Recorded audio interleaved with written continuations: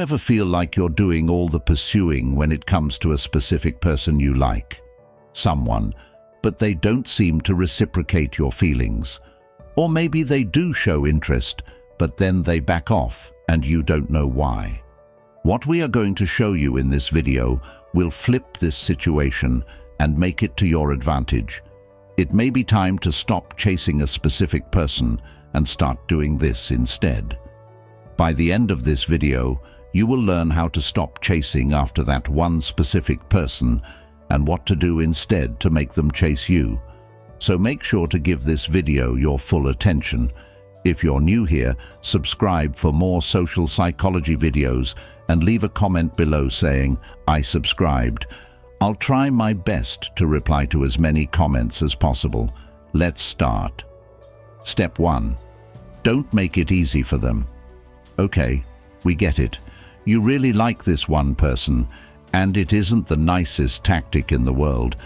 But the harsh reality is that the more available you become, the less likely someone is to be interested in you, according to the scarcity principle.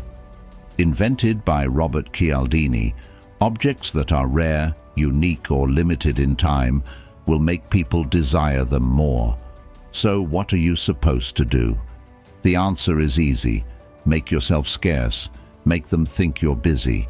Let them initiate it instead. If you want your crush to be the one going after you instead of the other way around, always wait for them to make the first move. Don't be the one who always hits them up to arrange a meeting. Don't be the one replying immediately to the message. And whatever you do, never act in a way that makes you look desperate or overeager, because that's a huge turnoff for a lot of people. The easiest way to do this is actually to keep yourself busy. Studies have shown that people are perceived to be more attractive when they're popular, well-liked, and living exciting lives. This way, you're not just sitting around waiting for them to hit you up. Live your life, follow your goals, spend time with your friends, and do the things you like. Have plenty of fun without them, and be sure to show them that your world certainly doesn't stop when they're not around. Funnily enough, this will make them more likely to text you. Step 2. Show them what they're missing out on. Now, this next one might seem like the complete opposite of the last, but keep watching because it'll all be explained in a moment. This is something called the mere exposure effect. According to a psychological study by R.B. Zajonc, this is a phenomenon in which people start to prefer something just because they have developed familiarity with it. This is why certain products in ads are constantly being repeated during your favorite programming's commercial breaks. The more familiar you are with something, the more you'll start to like it, and the more likely they are to start pursuing you. So how do you stay close to them without making yourself available? Make a lot of Instagram stories and send them cool snaps of you having the time of your life with your friends. And that's another thing. Research shows that people tend to find others more attractive when they are in groups than on their own. This is the cheerleader effect, which has been proven through multiple studies to work consistently. So do cool hangouts with your friends and make sure they know just what they're missing out on. Take a little detour that will make them run into you, and then you can tell them all about this exciting thing you're doing right now. Keep yourself in their minds, and they just might start thinking about you even when you're not there. Who knows, they might be brave enough to ask you out instead. Step 3. Stay close to them physically. So let's say you find yourself hanging out with them, even if it's completely casual. What's the next step here? A study from the American Journal of Sociology proved that staying physically close to someone increases the chances that they'll like you. If you're trying to get someone to chase after you, try to stay nearby as often as you can. And don't underestimate the power of casual touch either. Harvard psychologist Zeke Newman says touching that one person you like will increase your sense of comfort and intimacy with them.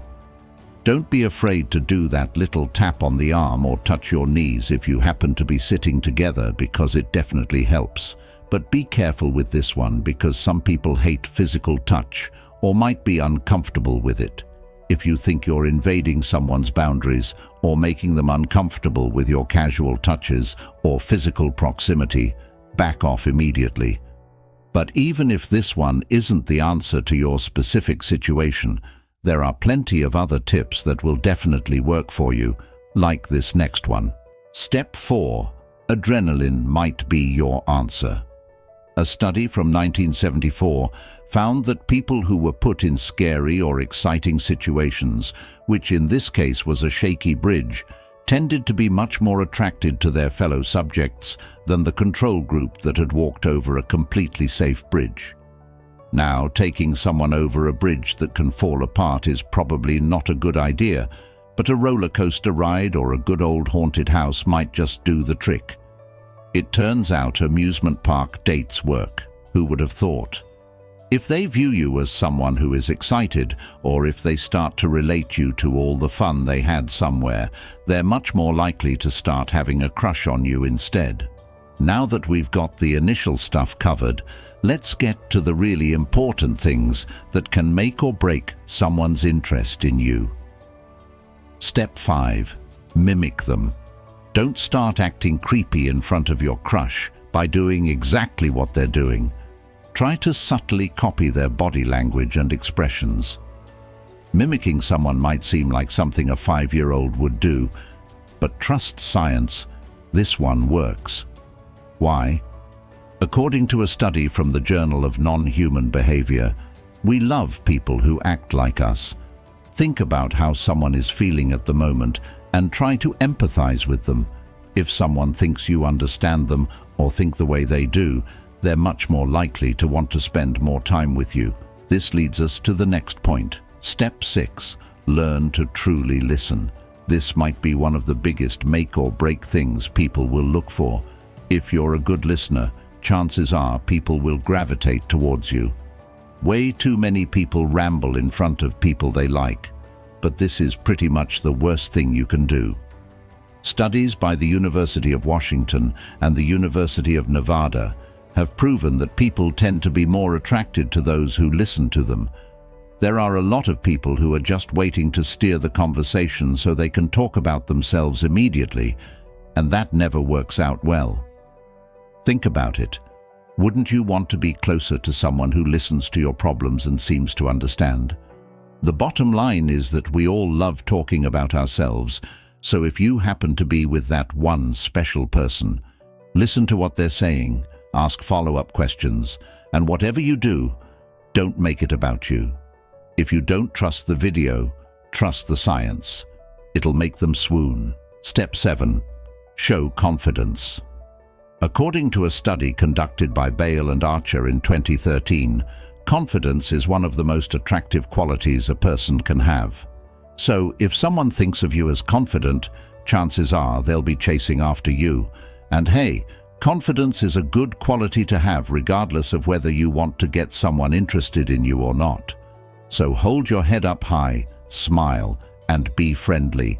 Talk to people in an easygoing and charming manner. Go up on stage or the dance floor, even if you're scared. Basically, let them know what a great catch you are, and they'll be tripping over themselves trying to chase you. Be careful not to overdo it though, because someone who is boastful or arrogant can have the opposite effect on people, and someone who is closed off is completely unapproachable. Now this leads us to the final point. Step 8. Be vulnerable. This is probably the most important thing on this list. For a modern love column from 2015, a writer tried a scientifically backed experiment that had two people ask each other 36 questions that became increasingly personal. The questions are designed to be uncomfortable at times and create an intimacy that would normally take much longer to develop. Of course, it's not easy to bring up that exact set of questions naturally in a conversation, but you don't have to. Just like all the previous examples of the exposure effect and touching someone casually, the more familiar you are with someone, the more likely they are to be interested in you. Tell them about yourself, and in return, let them tell you about yourself as well. If you want someone to fall in love with you, be open and vulnerable with them. but make sure not to overdo it. It's not easy, but it has the potential to be totally worth it. Well, there you have it. That's the tried and true method to get anyone interested in you, and it's completely backed by science too. Comment down below about what worked for you and what didn't, and any other tips you'd like to share. Now you need to watch the recommended video that you see on the screen right now.